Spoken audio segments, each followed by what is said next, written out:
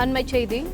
கிள்ளியூர் தொகுதியை மீண்டும் காங்கிரசுக்கு கொடுக்கலாம் என ஒரு தரப்பினரும், கொடுக்கக்கூடாது என்று மற்றொரு தரப்பினரும் முதலமைச்சரிடம் தெரிவித்ததாக தகவல் வெளியாகியுள்ள நிலையில் அண்ணா அறிவாலயம் வெளியே கிள்ளியூர் தொகுதி திமுக நிர்வாகிகள் இடையே கடும் வாக்குவாதம் நடைபெற்று வருகிறது. இதுகுறித்த கூடுதல் விவரங்களை எமது செய்தியாளர் மாணிக்கம் வழங்க கேட்கலாம். வணக்கம் மாணிக்கம், இதுகுறித்த கூடுதல் விவரங்களை சொல்லுங்க.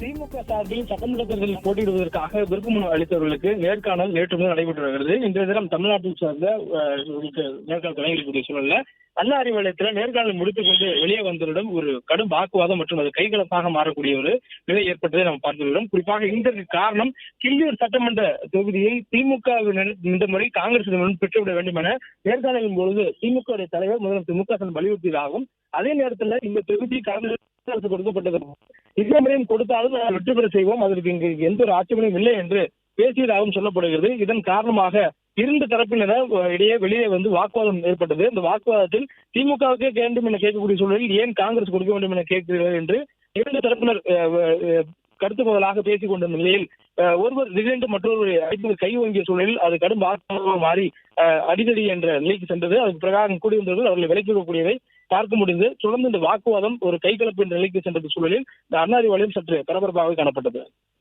பிளே ஸ்டோர் மற்றும் ஆப் ஸ்டோரில் இருந்து பாலிமர் செயலியை QR கோடு மூலம் பதிவிறக்கம் செய்யுங்கள்.